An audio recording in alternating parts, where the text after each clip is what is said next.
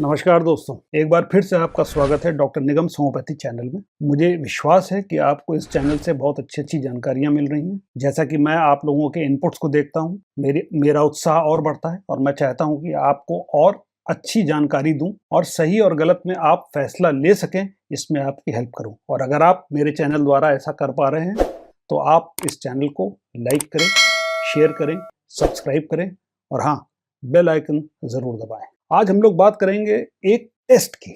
इस टेस्ट को कहा जाता है ANA।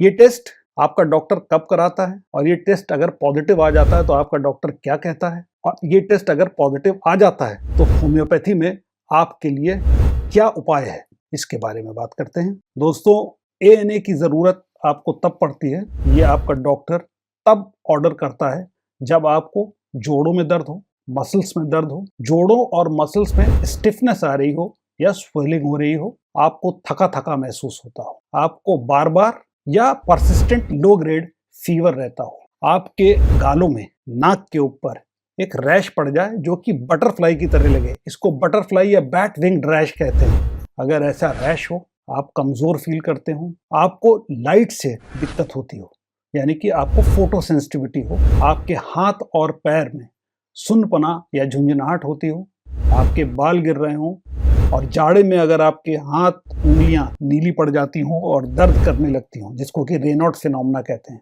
अगर ये सिम्टम और इससे मिलते जुलते सिम्टम्स आपके पास आ रहे हैं और आपका डॉक्टर भी ANA टेस्ट नहीं करा रहा है तो आप उससे कहिए कि हमारे को ANA टेस्ट कराना है, एंटी न्यूक्लियर एंटीबॉडी टेस्ट कराना है। ये टेस्ट आपको बताएगा क्या? देखिए, एंटी न्यूक्लियर एंटीबॉडी टेस्ट एक ब्लड टेस्ट होता है। ये आपके ब्लड के अंदर कुछ खास तरह की एंटीबॉडीज को पकड़ता है। एंटीबॉडीज वो प्रोटीन्स होते हैं जो आपका इम्यून सिस्टम बनाता है उन इन्वेडिंग ऑर्गेनिज्म से लड़ने के लिए जो आपको हार्म पहुंचा सकते हैं। ये बैक्टीरिया हो सकते हैं, वायरसेस हो सकते हैं, प्रोटोजोआज हो सकते हैं, और भी चीजें हो सकती हैं। मगर कभी कभी ये इम्यून सिस्टम जब डिसफंक्शनल हो जाता है, प्रॉपर काम नहीं करता है, तो ये इम्यून सिस्टम अपनी ही बॉडी के अगेंस्ट काम करने लगता है। उसको अपनी बॉडी के ही कुछ पार्ट ये लगने लगते हैं कि ये अपने ना होकर के बाहरी हैं, और तब जो वो एंटीबॉडीज रिलीज करता है, उन एंटीबॉडीज को ऑटो एंटीबॉडीज कहा जाता है। और इन डिजीजेस को ऑटो इम्यून डिजीजेस कहा जाता है। ये auto immune disease group of disease है।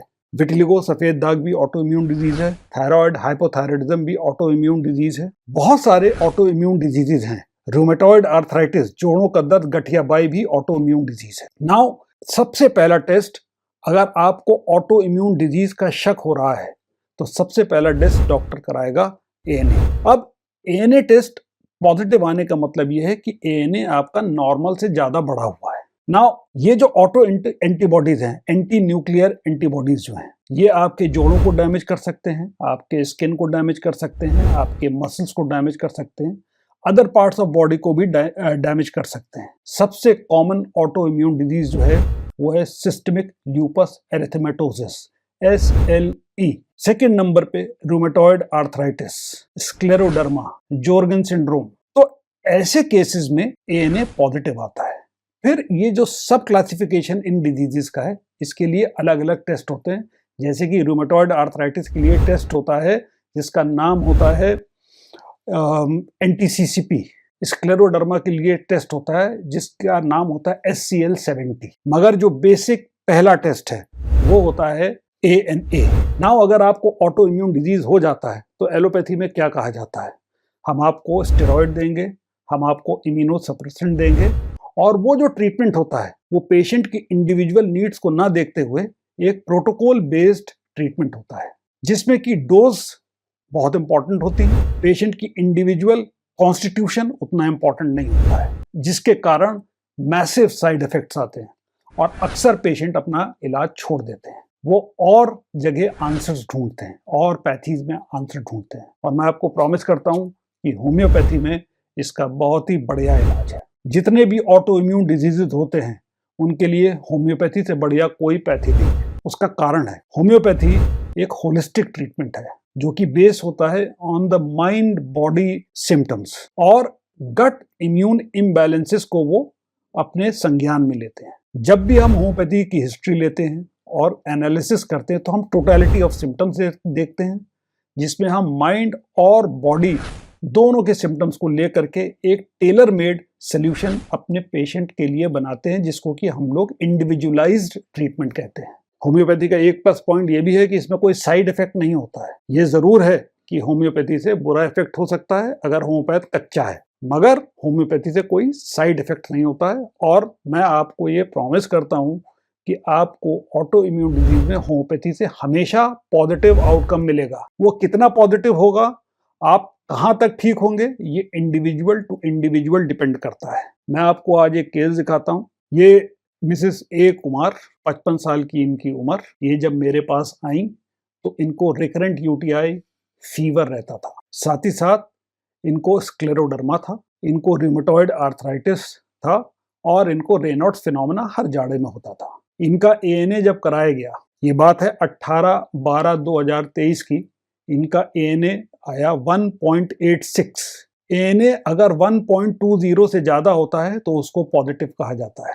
इनका एएनए पॉजिटिव था, इनको तमाम सिम्टम्स से होम्योपैथी की दवा इनको चली और अभी भी चल रही है। मगर 13/5/24 यानी कि लगभग 6 महीने के बाद जब मैंने इनकी पहली बार एएनए कराया तो इनका एएनए आ गया 0.23। अब आप सोच लीजिए, लेस देन 0.82 नेगेटिव होता है। यहाँ पे मैं आपको बताना चाहूंगा कि जब हम लोग एएनए की रीडिंग आती है तो मोर देन 1.20 पॉजिटिव होता है, लेस देन 0.82 नेगेटिव होता है, और 0.82 से 1.20 के बीच में इसको इक्विवोकल टेस्ट कहा जाता है। तो इस पेशेंट की वैल्यू जो पॉजिटिव थी वो after 6 months of treatment negative हो गई 0.23। साथ ही साथ पेशेंट का रिकरेंट यूटीआई बंद हो गया, फीवर आना बंद हो गया। जो पेशेंट को चलने में विद सपोर्ट चलना पड़ रहा था रूमेटॉइड आर्थराइटिस की वजह से, वो अब नॉर्मल चलने लगी। उनके जॉइंट में पेन अभी भी है, उनका स्क्लेरोडर्मा अभी भी रिजॉल्व नहीं हुआ है, उनको इस साल जाड़े में रेनॉल्ड्स फिनोमेना नहीं हुआ है। इसका मतलब होम्योपैथी का बहुत ही पॉजिटिव इम्पैक्ट है, और उनके इम्यूनोसप्रेसेंट बंद हो चुके हैं, उनके स्टेरॉइड्स बंद हो चुके हैं, उनको बीपी और हाइपरटेंशन है जिसकी कि एलोपैथी दवा चल रही है, मगर होम्योपैथी द्वारा उनको इतना पॉजिटिव रिस्पांस आया है कि उनका एएनए यानी कि ऑटो इम्यून एंटीबॉडी जो थी उनकी, वो पॉजिटिव से नेगेटिव हो गई। सो ये है होम्योपैथी। यहाँ पे होम्योपैथी का ऐसे असाध्य रोगों में जहाँ पे एलोपैथी ये कहती है कि कुछ नहीं हो सकता, वहाँ पे एक बार होम्योपैथी का ट्रायल जरूर करना चाहिए। ज्यादातर केसेस में आपको पॉजिटिव रिस्पांस मिलने की उम्मीद है। आज के लिए बस इतना ही। धन्यवाद।